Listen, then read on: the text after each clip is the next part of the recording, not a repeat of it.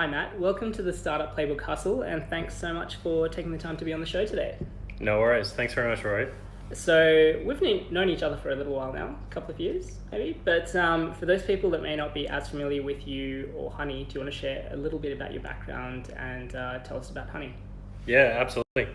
My background depends how far you go back, but I guess I was a fed-up banker working at ANZ for a while, then went off and tried to do my own startup and failed miserably, burned through my savings. That was a lot of fun. But then I realized I kind of really wanted to learn how to do it properly. So I went and joined DeliveryHero, which is online takeaway ordering. I joined them when they were very young, very early stages in Australia. And I was doing a bit of work in Melbourne, just getting them some sales, getting them some restaurants sign up. Found out I was pretty good at it. I've always been pretty good at small business. So then I basically just went up and joined them up in Sydney, took them to 4,400 restaurants. The opportunity came up to meet the founder, Nicholas, up in Berlin. So I went up there and I stuck around a bit longer and stayed in Berlin for a while. And he found out I was really good at retraining sales teams. So then I started doing that. So they bought a couple of companies and I retrained the sales teams. And then I got poached by Philip Majin, one of the founders of Groupon, when I was in Berlin. And then basically I met with him and I remember it. I went to his office. I was super impressed. He got me straight away. I got him. And then the next day I was on a plane to Singapore with a tablet, the pitch in my head, and just got off the plane and started pitching restaurants for restaurant reservations. And then within 5 months we took Quandoo we overtook Chope, the local competitor. And then that led a pathway through to APAC domination and then the eventual $400 million acquisition by Recruit Holdings, who I love, by the way. And then from there, the opportunity to do Zomato came up. So I was buying UrbanSpoon, and they needed someone who had a lot of food tech experience, an Aussie as well, who could build and scale sales teams. And so I was chatting with those guys and then basically got the opportunity to jump on board. So I did.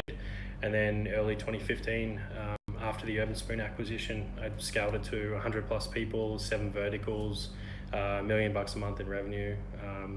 It was a fantastic environment to really just grow. And I should plug Zomato. I love those guys so much, but I learned so much of how to scale a team very quickly from Deepinder and Pankaj, the founders of Zomato, who are my mates at the moment now.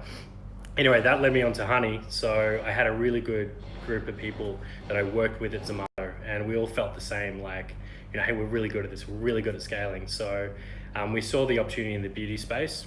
And first of all, we saw a discovery opportunity, which is that all these salon owners are paying like $5,000 or $15,000 to get a WordPress website done.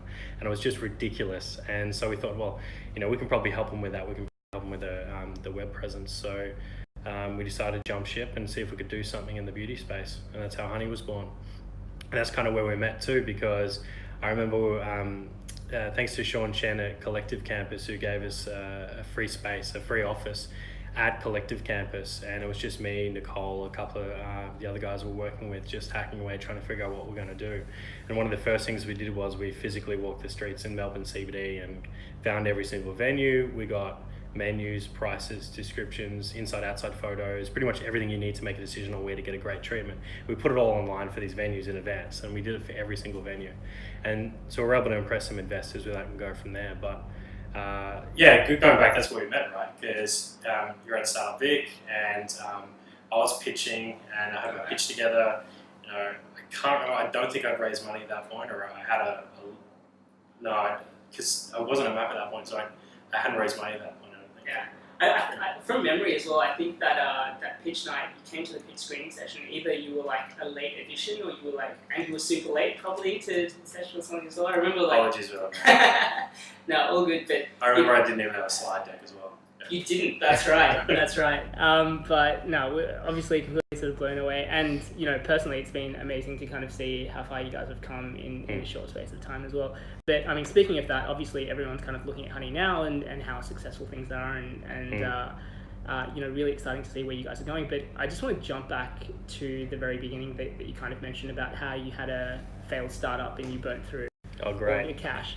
So, I think there's this impression from a lot of people that, you find a great idea, you leave your job and, you're suddenly raising millions of dollars of capital and, you just become a millionaire overnight. And I don't think that's that's a realistic story for 99% of people out there. So do you want to talk through a little bit about what went wrong, and what were some of the things that you took away that you're potentially now applying to Honee, or at least sort of learning? Oh yeah, okay, absolutely. So I remember I was chipping it away. I was still at ANZ. I was working on it. It was like, got to the point where I was completely obsessed with it, and I had to do something with it. So what I ended up doing was I built a marketplace which connected eBay and Gumtree together. And, long story short, it worked. We got people transacting across the platform. People would post for something they want on Gumtree, and it would connect them automatically to stuff that's already on eBay and vice versa. But it worked. We got transactions happening, but we couldn't control the transaction. Everyone wanted to pay cash. We couldn't monetize it, couldn't do anything with it. I got a lot of compliments, a lot of emails saying, "Hey, this is fantastic. Oh my God, thank you so much." I was able to get that camera or that photographer I wanted. But yeah, I couldn't really. The problem that I had was that I spent way too long on it. It was a nice idea, but it definitely wasn't a business model that was, scalable or created that much value, to be honest. And not throwing that's actually a bit of a problem, right? Because so I left ANZ and I go, I'm going to do this. It was called Sharing Tree. Don't look it up, please. Anyway, and I'll make sure I link to the show notes. I knew I'd have to drop the name at some point. But so I jumped into it, and I burnt my bridges and all that sort of stuff. Not really, I basically just made sure I wasn't going back to ANZ, wasn't doing anything else, and this is all I was doing. Put my savings on the line, everything. That was a problem because I was so invested in this. You have to be positive about it. You just ignore the early warning signs. You just smash through it and go, no, this is going to work out. This is going to have to. And I think people who haven't failed previously, people who don't have that kind of experience or haven't gone out and tried it for themselves, have run businesses in the past, they don't know when to quit, and that can be an issue as well. But ultimately for me, I made all the amateur mistakes. I spent, probably 2 months just trying to figure out the logo and the color scheme, and I would go out and outsource as much as I could to get it built and everything like that, not really controlling the product. And I would just spend way too much working by myself at the hub and a whiteboard to try and figure out the model and go, this is what I'm going to do. Then I'd write the business plan. The business plan would take like a whole month with cash flow forecasts and all sort of stuff. It's hilarious. But all of that wasn't executing. All of that wasn't getting it out there, getting it in marketing, seeing what could happen. And pretty much I could have done all this to a certain degree while I was at ANZ, and probably could have realized the conclusions that there's not a viable business model, certainly not leaving a high-paying job to go do. That's sort of been my experience, and that's the lesson that's really stuck with me ever since. Just, okay, gotta be careful. Just do it, just get out there. If you've got an idea, just try and execute in any shape or way, and that's what I do now with everything we're doing. If we've got an idea, it's just like, find a way of doing it, just get in there, try it to a certain extent, see if it works, and if it doesn't, and don't get stuck on any certain business model that you got or any kind of thing that you're really, your vision itself, always be open to change and look at the data and see what's happening. And that's something that keeps me up at night. It's something that's a constant anxiety. It's probably why I'm so full of energy, because I could be dead tomorrow. I have to keep changing. I have to keep growing. For sure. I guess one thing that you just brought up that I really wanted to touch on is, it can be really hard to know when to quit. So I had a very similar story with Stage Label, which was, 3 years. I probably should have, I think everyone else knew 6 months in that it wasn't a viable business, but great idea, great concept, the same thing. People were like, oh, this is amazing, we really need this. But there wasn't a viable business underneath that. And it took me 3 years to figure out and get to the point where, what? This just isn't going to work. But I really had to go through that process myself to kind of understand now, what does that look like, and what not to do. Do you have any advice for anyone? Because obviously there's so much talk about persistence, and you just keep doing it for long enough and it turns around, and does in certain situations. But it can also be, it's that double-edged sword of when do you know to cut your losses and to quit and to move on and try something else? So the first thing I'd say on that is it's not black and white. It's not, the decision isn't, am I giving up on my business and going back to the bank, or, it's literally, am I doing the right thing? Should I change it up? So it's not as, so my advice on that is get feedback. you know, get other people's opinions, genuinely seek it. If you find yourself, this is my own experience for me, if I find myself spending too much time by myself, thinking by myself, spending too much time by myself on a whiteboard, then I know something's wrong. You know, if I'm not getting this out, if I'm not willing to scream it from the top of the roofs, like, this is my idea, what do you think?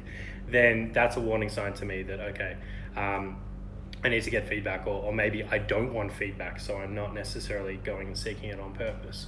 So it's not as simple, just drawing it back, it's not as simple as like, should I shut down the business or not? It's, am I doing the right path? Because ultimately, you know, you may have a business decision that you need to make and something that you need to change up in the business, which, you know, if you make now as opposed to in a month from now or 6 months from now, could have a massive difference to your entire business or the journey or the path that you're taking. And so, you know, it shouldn't just be in the context of whether the business is valid or not. You should always be trying to get feedback on everything you're trying to do in these situations. Now I think I'm getting pretty good at that, even at Honee now. You know, early days it was interesting how we're setting up the dynamics and the culture of the company. But, you know, literally yesterday, you know, I do all hands-on meetings with my entire company, regardless whether they've started the company, you know, only been there a few days, regardless of their role. And we all sit there on beanbags and we talk about the direction we're going, the strategy, the product, what people need. Everyone gets a say in that, and we talk about it. It's just this constant transparency and openness of the company, so that everyone can say everything they want about the company, regardless if it's right or wrong or whether you accept it or not. You need to have that feedback if you're the one who's making the decisions. One of the things that I would add to the feedback bit is just making sure that you're getting feedback from the right sources as well, because Cool. you know, more often than not, you have a lot of people saying, oh, I went and spoke to my family and they said that this idea is brilliant. So, you know, or just kind of asking the wrong type of questions as well. So sending out surveys that said, if this app saved you, you know, saved you money, would you use it? Like, great, 95% of people in the world are going to download our app because that's what the survey says. I think a lot of it, from my perspective, the feedback has been, you know, will people actually take an action towards this? So will they be willing to put money down, not just tell me that it's a great idea, but actually transact with me in some way to demonstrate that they can back that up with something. I've found that for me has been like the most valuable types of feedback. Is there anything that you do to get the right feedback for Honee? Yeah, a couple of things. It reminds me, you were there as well, what James Cameron from Airtree said, that he loves B2B businesses versus B2C. You know, like Tinder's a B2C app, consumers use it. B2B would be like what we're doing, we're a product for businesses and everything. He loves B2B because he can literally just go out in the street, or he can call up a business and go, would you use this? You know, does this sound like interest? But with consumers, you can ask them on the street, but you know, you need to ask a lot of people, and then you don't know if they'll actually purchase it. The consumer behavior difference between a good idea and an idea I actually capitalize on. With everything that I do, I want money, right? Like, I want someone to pay for it. So pretty much that's the rule of law that I've known ever since we started. We always get someone to pay for it before we build it. The direction we go, we're always going out and pitching it. Everything that I'm trying to do, you know, I'm pitching to investors. No, I'm not going to say before we actually do it, but you know, the direction that I'm trying to head, the vision, it's so important that you get feedback from that, from people who are willing to pay or put money down.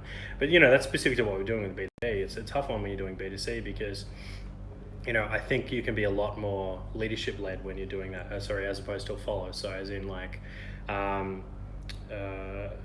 for example, you're, you know, this is my idea and this is what I'm trying to achieve. It's maybe like you want to create it, get it out there and see how it goes. And then hopefully people use it. But the key thing is you need to have a mechanism to actually tell if someone's used it or not, right? So, you know, a paywall or a gateway, or if people are actually signing up on the site, you know, it's not good enough just getting page views. Probably going off on a bit of a tangent, a bit of a rant at the moment. We could probably bring it back a bit. But the key point that I always do is I always make sure someone's paid for it, someone's actually acted on it before I'm willing to make a decision on to go down that path. And you probably want that, whereas it may not be money, it needs to be some kind of transactional element to sort of make decisions within the company or go down a different path with B2C too. Sure. Does that nail the question, or am I? It does. Well, actually, it kind of opened up another question okay, for me, cool. which is something that like I know either we've spoken about this or I've heard you speak about it previously, but I think Honey went through a pretty aggressive pivot on your business model or strategy. That's one way of putting it. Yeah. So I mean, it's one thing when you have a business and it's generating revenue. It is exceptionally hard to make the decision to go, you know what, this isn't in our long-term best interests, and to forego that to pursue something else entirely. Do you want to talk a little bit about what that was and what kind of led to the decisions that you made for Honey? Okay, cool. All right. This may get a little emotional, so I'm just giving a disclaimer. But okay, all right. So we set it up. I mentioned previously, we created a discovery site. Then we took the next step and we physically visited every single venue in Melbourne, like bar none. Walked the streets, 5,000 square kilometers, and just found every single venue in Melbourne, more than 4,000. We put them all online. Then we got a lot of search traffic coming in. And so it was working, like, wow, this is actually working. We're getting a lot of people on this, a lot of people clicking to book, clicking the phone number and everything like that. So we built a booking mechanism so you could do SMS bookings, just go straight through to the owner. And that was working quite well as well. We needed to monetize. We were burning cash, so we needed to get some money in. So what we wanted to do was sell advertising on the platform. And we went out and did that. We sold advertising packages to a wide range of businesses. We brought in probably about 150 grand worth of advertising revenue during this phase. And so it was working really well. Like, we're, paying a lot of the bills from the advertising revenue on the site. Customers wanted it. Like, there were so many people we chatted to wanted it, and we would pick the ones that were willing to pay. We had some clients pay $4,000 a month to be on the site and stuff. So because that worked really well, we thought, okay, well, this is it. We've hit it. We've got the model. This is fantastic. We're growing our revenues. Yeah, there's churn, but we're growing our revenues faster than churn. So, okay, I guess that's all right. I'll just ignore the churn part. But and so, yeah, we're growing our revenues and stuff. So then it was at that point I started going, okay, I want more capital for this, or I need more capital. So I started pitching investors, and no one really wanted a bar of it. Interesting space. When you're pitching mostly to male investors, male VCs and stuff like that, the first thing you have to do is sort of explain there's actually money in beauty. Like, there's so much money in beauty. You've got to really put that on the table. But once they get the TAM, the total addressable market, then they really go into the detail of the model. And it was at that point when I got them all excited and I showed them the model, and I thought I had them right, because then I'm showing them our revenues and our revenue growth. And they would go through the product. I'm like, don't care about the product. Don't look at the product. Look at our revenue growth. Look, we're selling this. This is working quite well. But the product just really wasn't that interesting. It's banners on a site. It's very 90s or early 2000s, or, well, with us 2017. But ultimately, it was Blackbird and Startmate that really gave me the kick up the arse that I needed, because through the Startmate program, we can talk about them in more detail if you want, but basically I got the advice that I needed.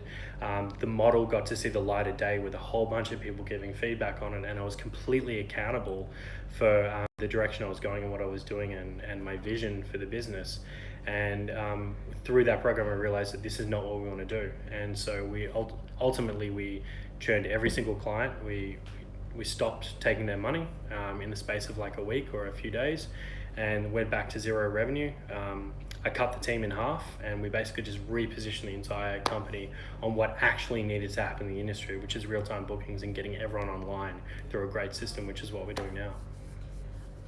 So you mentioned that Startmate helped you get there. Was there a particular instance, thought, or like something that flicked that switch for you? And how difficult was it for you to know that that's what you needed to do, and also make that decision, because you were, essentially cutting half your team. So, which, from what I understand, like, they were with you from the very beginning as well, which can be very, very tough to let go. Absolutely. To be honest, it wasn't something I was willing to do to begin with. It wasn't something I remember saying when I first came to someone. I'm like, okay, I'm not giving up my team. I love my team. They've been through thick and thin with me. But ultimately, I think, there were a couple of things. There's one particular incident with Nick Rocker I'll mention in a moment. I know he's been on the show too. But the first one is really the fact that the network gives you access to a whole bunch of people have been there and done it before, like ex-founders, people who've successfully exited, and they're engaged in your company because everyone in StartMate is putting money on the table. The only way they get access to you to give you advice and tell you what to do and all that sort of stuff is because they've literally invested in your company and have a little stake in it. That's what I love about the program, because everyone is involved and really goes that extra mile. But the fact that they've done it before sort of speaks a lot. It makes me willing to listen to them, and they make time available. I can chat to them. It really showed me how connected the community is in Australia for VC. And but in terms of particular incidences, are really sort of, I remember one when I was at I got invited to the Blackbird HQ in Riley Street, and this is during the StartMate program, maybe 3 or 4 weeks in or something like that, or maybe 5 weeks in. And I sat down in a chair pretty much like this and sat back, and I was there with Nick Crocker, and we were chatting, and I remember Nick said something like, I was giving him an update on the business and everything, and Nick said something like, Matt, do you think anyone trusts you? And that kind of shocked me when he said that. I'm like, well, what do you mean? What are you talking about? And he goes, well, Matt, it's great that you're talking about your business, and I love how passionate you are in your business, but every time you open your mouth, it's like a sales pitch. And every update that you give via email and everything like that, you're just focusing on how awesome you are and how great it is, but you're missing the opportunity to get genuine feedback on how you're performing and how the product's going, or the things that you want to do in the future that you're not doing now potentially. So that was a real shock to me, and we basically had a chat, and I realized that, it turns out I'm a bit of a salesperson, and I like pitching. And so the best thing for me was I went away and I found a new way to communicate with Nick and Blackbird for that matter too. So I started doing a diary. Every Friday I'd sit in the McDonald's, and I'd type up my thoughts on my deepest, darkest fears, how it's going with the team, how it's really going with the product, like I'm basically talking to myself or talking to Nick, and then I'd send that across. And every time I did it, I was amazed because it'd be like 4 or 5 pages, and it was more for my benefit than Nick's, to be honest, because then the next Monday we'd sit down and have a chat about it. He'd be like, have a shocked look on his face. He'd be like, what the hell? Okay, wow, you did what? Are you kidding me? And then and then we chat about it, but that helped me because week on week I cut out all the bullshit, everything that we're doing, everything that wasn't working well. It got the light of day, and Nick would challenge me on it one-on-one. And then from that process, I realized that advertising was a dog of a business. Acquisition, so just getting clients for salons when the salons rely on regulars. So if you're focusing just on acquisitions, it's really not the part of the industry you need to be in. That's what we're focused on. So then from that, we realized, okay, this is exactly what I want to do. This is my vision. And now it's like, well, how do I do it? And then that was the part we do best, actually. So then we just executed, and that was when we went through the process of churning every single client. We built an MVP of a salon management system, convinced 15 clients to join up and start using it. And it wasn't the prettiest system to begin with, but they were using it and we're getting feedback from our clients on it. And that was basically what impressed Blackbird, and that's how we were able to go through and raise a round afterwards and everything. Awesome. I think what you just said, I feel like so many people listening will resonate with this, because as founders, it can be so difficult to be honest and upfront with how the business is going and the fears, because you don't want to be the one person that when you say, how's your startup going, go, actually pretty shit. I don't know if we're going to make payroll. I don't know what's happening with the product, all of those things. But me too. Yeah. I think it's you can't, no one can help you if they don't know what's wrong. As well, and I think that was a big lesson that I had to personally learn as well, because you want to protect the dream that you have, and you don't want people to not know how amazing things are going. But one other thing that I kind of love about Honee, and kind of just seeing you guys have this mentality from pretty much the day that I met you guys, was obviously as a growth agency through Playbook Media, we meet with so many people that are like, how do I just scale the growth, and how do we make this go viral overnight? But what I love that you guys have done consistently has been, really kind of hitting the pavement and going out and talking to your customers as well. A big part of it is because, that's what kind of trust, I imagine. But do you want to talk a little bit about, how you kind of approach sort of getting new clients or users on for Honee on the business side, and how do you train up your team and motivate the sales team to go out and make these sales? Yeah, interesting question. Okay, so this is in our blood, this is in our DNA, this is what we do. We go and speak to clients. We've spoken to over 1,000 venue owners in Melbourne, and I was surprised by that fact, but Chang put the data together and we're like, yeah, we've literally been in front of and pitched and spoken to over 1,000 venue owners. I guess, there's a couple of things you got to have in sales, which is you got to have a good pitch. You got to be able to pull it off. It's got to be well rehearsed, well practiced. You've got to be confident. This all comes through with sales. So it looks like we're talking about sales now. Okay, all right. So in terms of training, when I bring someone in, I've trained hundreds of BDMs who've had no experience in sales previously and turn them into killers. And then it's really straightforward. You just got to find their confidence, and that's what I try and do. Find out what they want in sales, find out how to motivate them, and then try and get them to the point where they're confident. And it's different for everyone, but there's kind of like a process I follow with someone. I find out, why they're involved. Sometimes it's cash, career, they want equity, they want to, grow. There's a whole bunch of different reasons why people get into sales. But ultimately, once I know that, I know how to motivate them. It's very straightforward how to put the carrots in front of them and everything. But the process for actually taking them from someone who's never done sales to actually go out and doing sales is, it's I've got a pitch deck I can even send across and stuff. I've used at Zomato, I've used at Honee, I've used at a bunch of different companies I created. But ultimately, sales is broken down to a pretty straightforward formula. You've got the first thing is, really want to try and get their interest. So whether that's saying something like, whether we've got 10,000 salons on our platform, and we're looking to partner with 3 in Hawthorne, for example, that could be you. So you want to really sort of generate some kind of interest. You want to generate some kind of relevancy. So that's when you drop Hawthorne, or I'm working with Joe down the street as well, or something that's actually relevant to them so they pay attention. And once you've got interest and relevance, what you're really trying to go for is a reason or a permission to have a conversation with them or buy some of their time, right? And if you've got that, then the next step is pretty straightforward. You just do discovery. So you're really trying to find out more about their business. You ask them questions like, so what are your goals at the moment? Literally the next month, what are your goals with the business? What are your goals in 2 years from now? What do you want to be? Multiple stores, a brand, a household name, wherever. And then once they've said that, then you go, great, how are you going to get there? And then, most people don't have an answer to that plan. So you want to create some kind of anxiety, which you can lead them down a funnel through discovery.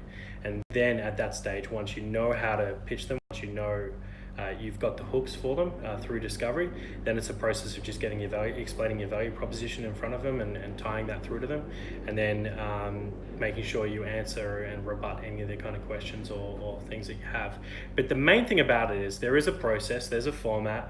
It's pretty much the same in most sales processes. Enterprise is a little bit different, where you got to do a lot more consultancy work and discovery, but for most sort of things that you can close in 1 or 2 meetings, it's a pretty standard format. But the difference is, it's not going to help you sell. Like this is a process that you follow, but it doesn't mean anything till you have confidence.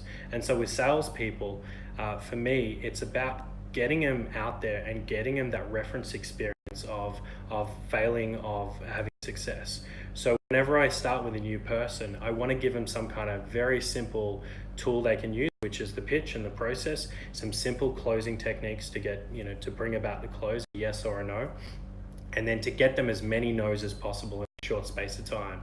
So they've got that kind of experience of asking for it. Because once they get comfortable with it, I swear it's like magic row hit. When you've got someone who's just like done it that many times, so it becomes old hat, and they're still motivated, still confident because they can see all the other people closing, something swaps in them and they get confident, and then they start closing too. And then they start making sales. And it doesn't get enough credit, but most sales occur because the person is really confident and the other person they're selling to is buying into that frame, seeing that person is confident, is paying attention, listening to their stories, and ultimately putting the cash on the table because they trust the person too. And so that's the kind of approach we take. The people that I'm using at the moment have confidence. We've gone out, we did Zomato together and stuff like that, so it's been pretty straightforward for us. But ultimately, the process we've gone is really just trying to build like longer relationships. We haven't gone for pushy closes. We haven't been trying to get people to sign on the line or anything like that. Because, for example, we just signed up one of our clients, Rana, who just signed a couple of days ago. We first met her a year and a half ago when we were speaking about advertising and whatnot. We've kept that relationship since then, and now we've got a product that she actually wants, so we've got her involved with it. Did I miss anything? Or like, No. where am I at? Where are we at? Well, Yeah. thanks for that epic sales masterclass Okay. on stuff. But I feel like with sales, it's a little bit, as a founder, when you're often the salesperson, it can be really hard to pull yourself away and translate that to other people in your team. So you've mentioned, one other thing that I kind of love about your story is that you went from a founder to working inside multiple different startups to kind of understand the process internally, which I want to jam on in a little bit. But what is there a particular process for people that are starting to sort of onboard sales teams or bring on their first business development person that will help them in creating processes and structures in terms of training up their team? Yeah, interesting question. So I guess, you're starting with your first salesperson, right? They're coming in. You've been out there, you've been pitching. You might not have the pitch in a structured format or written down, so you're wondering what to do with this person. Is that about? Yeah. Right. Okay. Cool. I guess an apprenticeship type model, right? Get them to come along and see how you do it. Chat about it afterwards. Build it together. So my pitches we've gone through probably 10 different sales pitches at Honee, but we always do them with the sales team. Like I don't ever sort of create it as a manager or as a leader and then go, here's the pitch and do this when we can avoid it. Because then they get equity in the pitch if they're like helping write it and helping create suggestions. Everyone pitches differently too. And as I alluded to previously, the pitch doesn't really matter. It's all in the confidence too. So realistically, your job should be as quickly as possible to get that person that's just joined you confident in pitching by themselves, or confident in representing your brand, confident in having a conversation or talking about your stories, or presenting your product and asking for money. And so that's your goal. Anything you can do to do that, anything you can do to get that person to that point where they can do it by themselves, works. So bring them to pitches, talk about the pitch afterwards, record the pitch, just put recorder on your phone and then play it back afterwards and talk through different elements if you don't know it. I record a lot of I'm recording this right now.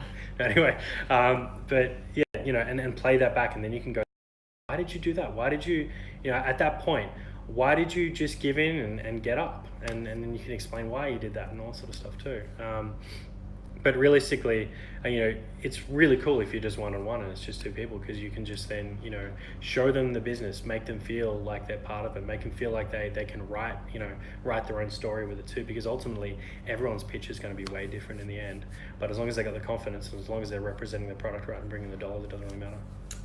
What if you go a step back and you're the founder of a business and you're also the salesperson, but you have no idea how to sell? How do you go about that? Yeah, interesting one. Just get out there and do it, right? Like, there's no excuse. It's super hard. I genuinely think it is exceptionally hard to be a founder and not sell something, because you need to sell to convince people to come and join your team. You need to sell to convince investors to come in and join. You need to family members, partners. So you need to be able to do it, but I guess for someone who it isn't their natural sort of inclination or something that they've had to do before, is there a starting point or a resource that you recommend that they sort of check out to get an understanding of just where to start? Awesome.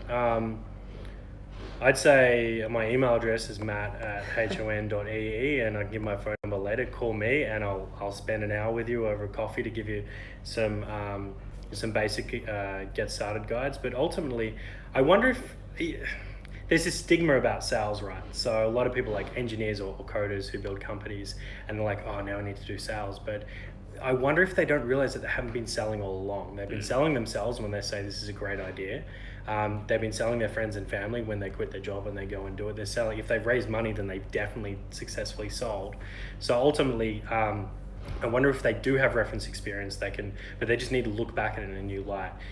Sales is all you're trying to do is make people excited about your product, or ultimately find something a way you can help them out so that your product adds value, which you can see them getting benefit from and getting them using it, making their lives a hell of a lot better. If you don't have that value proposition, if you don't personally believe in it, if you don't have the the vision of your product, then maybe you shouldn't be doing it, or maybe you shouldn't be selling it. But ultimately, I just want to really separate that. A lot of people who don't have sales experience think there's like this massive divide, or I need to go into Alec Baldwin mode and wear a suit and do sales and stuff. It's not. Literally just go and have a conversation with someone and see if the product works for them. In terms of guides, it should be taught in primary school, it should be taught in high school, it should be taught in university. Sales is so important, but there aren't a huge amount of resources around. So my advice is go and find salespeople on LinkedIn and chat to them. Interview with them. Salespeople by their very nature love talking about themselves, makes them feel really good. Maybe that's why I'm here right now, but also it's very easy to get a coffee date with a salesperson to chat about how they sell and how they do it. That's one bit of advice. The other one is there are a couple of books out there, there's tons you can look online. Brian Tracy's really good for some sort of 90s. I forget the names. They've got all those like cheesy sort of names, sales mastery and all sort of stuff like that. But my advice, what worked really well for me and what really worked for a lot of the people that I've helped and gone that extra step because they want some material, is audiobooks, because then you get to listen to someone, you get to listen to their tone. If you're sitting there with a book and just sort of reading it, unless you got someone there you can actually practice it on, I don't know how well, because the whole point about this isn't just to absorb the information, it's actually to go out there and use it. So you probably want to hear how someone's done. Back with the salespeople, I'll let you talk in a second, but honestly, I wouldn't be surprised if you just picked out like 20 people on LinkedIn who had sales manager in their title and pinged them and said, hey, if I buy your coffee, can I come to one of your sales pitches and just listen? I'd be surprised if like half of them or at least a quarter of them would say, yeah, hell yeah, come along, Just one thing that I'd kind of add on the sales bit is I think people have that perception that sales is dirty because their perception is that you're trying to sell things you're trying to sell products or services to people that don't need them. But I think when you have a product, as you said, that offers value to someone, it's one of those things that you can't wait to sell it to people because it's improving their lives and making it better, hopefully. And I think a key part of that is, you could have the most amazing salesperson, but if the underlying product isn't valuable or doesn't add value, it doesn't matter because they're going to find it extremely difficult to sell to someone that doesn't see the value in it. And from a business perspective, it's not going to be long-term value anyway. So you could convince someone to buy it, but if they're not going to stick around, then it's not that valuable anyways. I've got a different way I could put that, which sometimes I try and break it down. So when you take someone who's never done sales before, there's this black cloud, which is sales, and it's scary. So you want to try and bring it down to terms that people can deal with it. So when I try and explain how the psychology works is, we've all been burnt on sales in the past. We've all done an impulse buy, or we bought something that we shouldn't have in retrospect and go, I shouldn't have bought that. So ultimately we have what's called a sales guard. So everyone has one up. We get advertised to constantly on radio and everything. So we've got a sales guard, right? And that's there to protect you. It's there as a gut instinct because you've been burnt in the past. You want to take time to sort of really understand a product, and whether it's right for you. But ultimately, all the sales guard is doing from a psychological point of view is delaying your purchase decision. That's all you're trying to do. Just delay it. Sales is the process of expediting that decision. So most salespeople, when they understand it, they've had that experience, they see the sales guard. It's like a matrix. You can see it sort of going on there. It's sort of at different levels during the sales pitch and whatnot. So you know what to do to bring it up and down, but it's definitely there. So it's a much friendlier approach when you think about it in those terms, that it's something subconscious. It's something that's done without, like, they're not actively trying to push you away when they're saying no, or when they're like, have that body language like they don't want to being sold to. That's sort of like a reaction they're having because they've been burned so many times in the past. If you really believe in your product, then all you're doing is really just trying to get past that sales guard, trying to get past that stigma that they've been burnt by 100 salespeople previously, because you're the right person, you've got the right product. If you think about it in those terms, that all you're just trying to do is expedite the the purchase decision while they're trying to push it away, then it becomes a lot easier to manage and deal with. Sure. So finally, we've mentioned this a few times, but one of the things that I kind of love about your story is the fact that you had a startup and it did quite work out, and then you decided to go work for someone else's startup, which can be, I think at times we really don't give enough credit to the people that go in and build the businesses, not just the founders, but the people that go in and do the dirty work day to day to make sure that things happen. You know, what was it from your experience across, I think it was DeliveryHero and Zomato and a few others that really, I guess, kind of helped you or you know, lessons that you took away that you're now applying to Honee to help you grow or scale the business? Is the biggest lesson of all always comes to mind is that it can be done. Like that's the biggest thing that I took out of working in other startups and meeting other founders, that no matter what, it can be done. And like, you know, they've made, you know, obviously Nicholas, now I saw the stock market's over $7 billion valuation. When I was there, it was less than 200 million. And, you know, obviously with Zomato, you know, they built $1 billion company too. And these guys were just like us, like, you know, working out of an office or a garage or something. You know, at some point in time, it was just an idea. And then the process of getting there, you know, that's obviously, you know, that's the process of doing a startup and everything. But okay, so back to the question. So the question was like, you know, what other things did I take away from that or from my experience? I guess just how, you know, how scrappy they were and how scrappy we could be. So that's something you didn't get from corporate or ANZ. Everything had to go through, you know, I remember the risk management templates, and there were people whose whole roles were to just risk approvals, and you had different stakeholders involved and everything like that. But when you're doing a startup or when you're working in a startup, it's on your shoulders, it's on you. You have to take full accountability for it. There's no one else. And if it doesn't work out, you go broke, you're out, you're back to square one. So ultimately, you do whatever it takes to get it done, you know. So that's being creative, that's finding different ways of doing it. So one of the things we did at DeliveryHero, for example, was we're just like looking for different ways to scale, and we noticed that Meriton and Adina, you know, those apartments, sort of hotel apartment type things, they don't have restaurants, okay? And so they needed some way of getting food to their guests. So we went and convinced them to let us put our placards and our app and everything like that in all the rooms, and that was amazing for acquisitions. And the people who were ordering were like reordering a lot when they went back home and stuff like that. So we signed up like 200 hotels and did a whole different vertical on the basis of that. And when we told Germany about it, they flipped. They're like, oh my God, that's amazing. Like, wow, you know, the fact that you just have this complete freedom to take it in any kind of direction, that's something you don't get a lot in corporate. And that's something that's so important, that you don't get tunnel vision, don't get stuck on what you're doing, and just always look for new ways of doing things. And that's like the biggest lesson I learned across all the different companies I worked at. Awesome. Matt, thanks so much for coming on the show today. It's been awesome. For anyone that wants to say hello, find out more, get in touch, what's the best way for them to do that? Also, part of the Hustle series is you get to ask a question of the audience as well. So if you want feedback on your product, whether you're looking for a hire, whatever you want. Wow, interesting one. I guess, okay, our best way to get in touch is my email address, which is matt@honee, which is Matt, double T, at HON.EE. And then in terms of my ask, basically, yeah, go check out Honee, book online. I think in the next few months, we've got a whole bunch of new clients going live for real-time bookings, so you'll be able to book in instantly with stylists, not just the overall salon.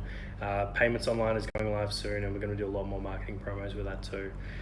So my advice is just keep checking Honee. We're updating, we're signing up new clients every single day to go live with that. It's very exciting. Yeah, cool. Yeah, cool. Yeah, I'm sure lots more exciting announcements to come out in the near future. Oh, you know it. You know it. Cool. All right, good. Thanks for coming. Thanks, Roy. Cheers. Cheers, man.